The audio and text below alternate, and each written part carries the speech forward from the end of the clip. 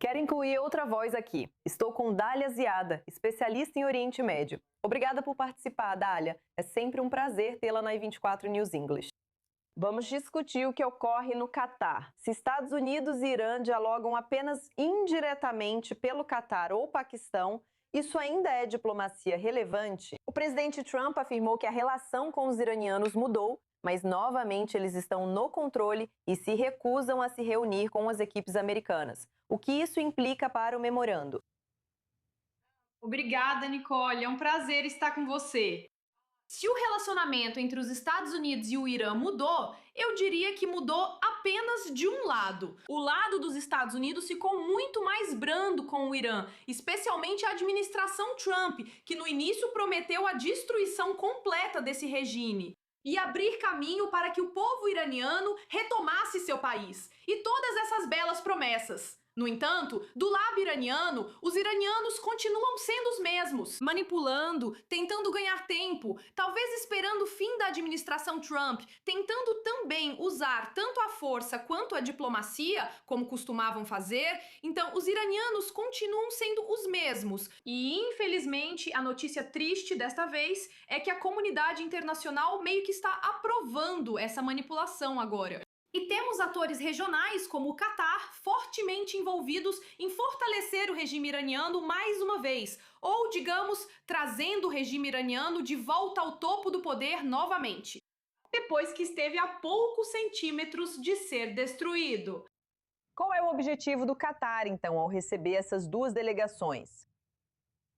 O Catar, na verdade, o Catar, antes de tudo, é o maior apoiador do projeto islamista na região e no mundo todo. Não devemos esquecer disso de jeito nenhum, independentemente do fato de que o Catar agora está tentando limpar sua reputação em Washington, querendo parecer mais como um mediador, alguém que está no meio. Mas tudo isso são apenas, digamos, também táticas de manipulação. No entanto, o Catar ainda continua, até este momento, sendo o maior apoiador do projeto islamista no mundo todo. E o que eles querem é manter esse regime islamista, esse regime revolucionário islamista, que roubou o Irã do seu povo há mais de 45 ou 47 anos.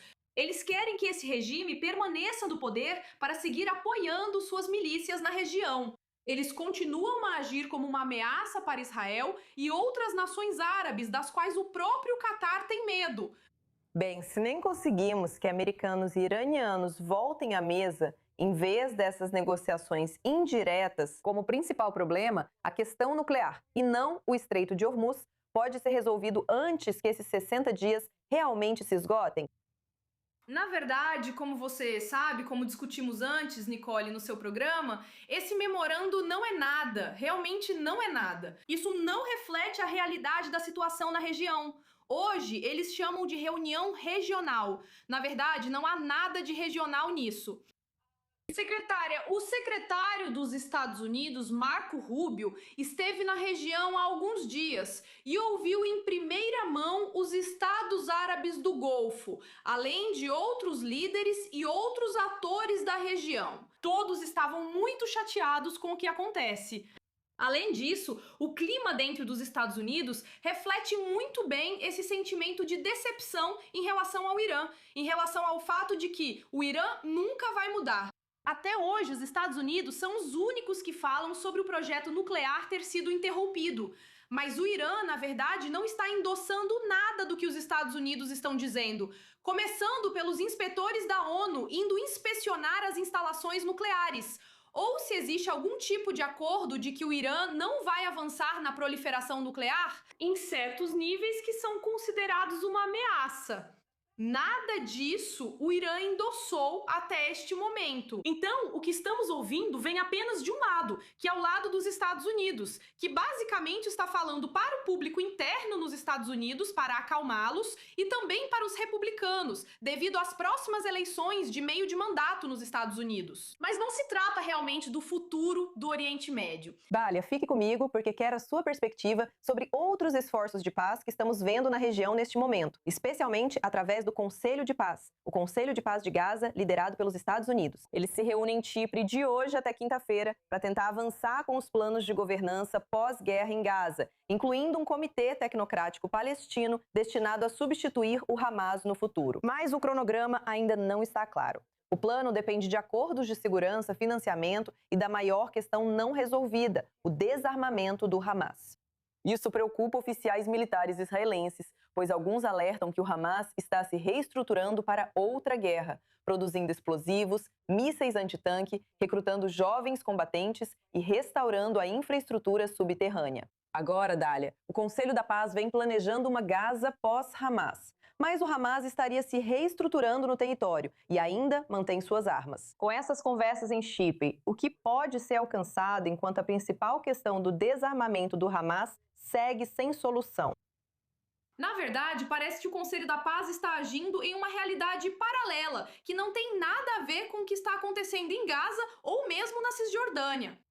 Eles vão se reunir em Chipre, mais uma de várias reuniões já realizadas, a última no Cairo, na semana passada, com o que deveria ser o comitê tecnocrata que deveria governar Gaza no lugar do Hamas, o que ironicamente me faz rir, porque chega a ser risível. Eles estão operando a partir de um hotel no Cairo.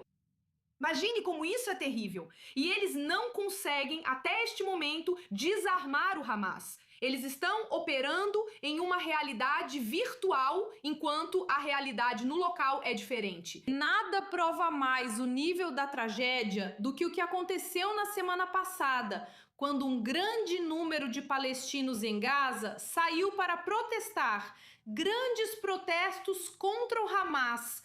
E, na verdade, eles foram intimidados, feridos pelo Hamas, atacados pelo Hamas, e muitos deles foram detidos e torturados. E o mundo permanece em silêncio sobre isso.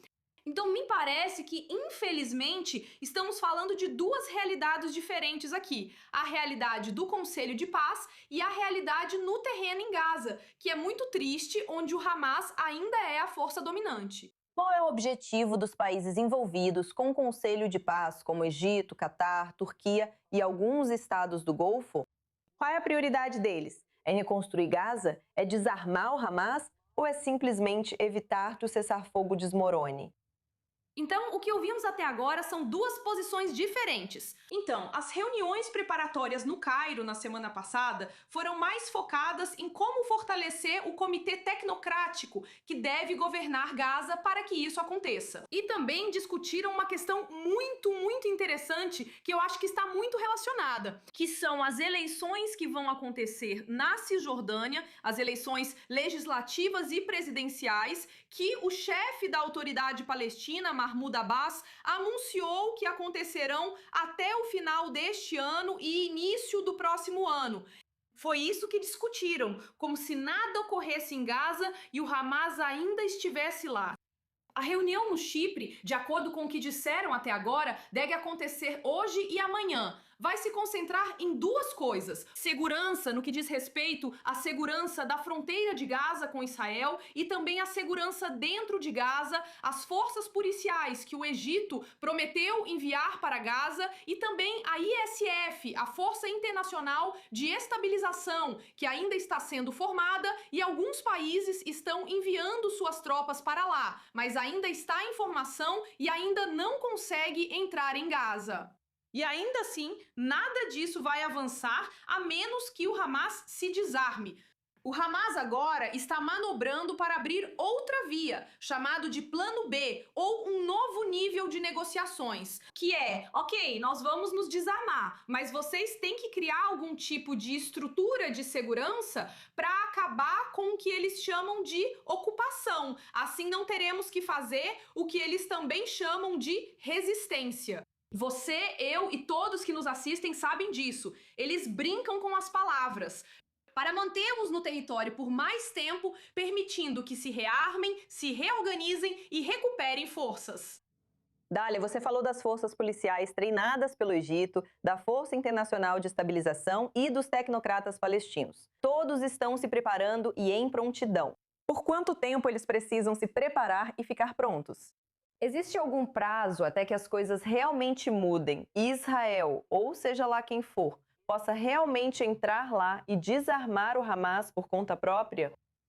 Não, na verdade, tudo que mencionamos, os comitês tecnocratas que deveriam substituir o Hamas, as ISF, as Forças Internacionais de Segurança, entrando em Gaza e começando a operar lá, as forças policiais que o Egito e a Jordânia dizem ter treinado centenas de palestinos para atuar como policiais locais. Todas essas estão em espera e o cronograma para elas entrarem em Gaza está meio indefinido. No futuro, inshallah. Sabe, aquele futuro que ninguém sabe exatamente quando vai acontecer. Então, isso é o que o Hamas, na verdade, essa situação serve apenas ao Hamas e, mais uma vez, apenas ao projeto islamista, se olharmos para o quadro maior do que está acontecendo com o Irã agora. Então, é do interesse do Hamas que tudo isso continue indefinido. E eu diria que os atores locais, especialmente o Egito, que tem a maior influência sobre o Hamas depois do Catar neste momento. Infelizmente, eles não estão dispostos a exercer a pressão adequada sobre o Hamas para que faça o que precisa ser feito, que é se desarmar como primeiro passo para qualquer progresso acontecer dentro de Gaza. Dália Ziada, é fundamental seguir compartilhando o que ocorre em Gaza e no Conselho de Paz. Obrigada por estar hoje conosco na i24 News English.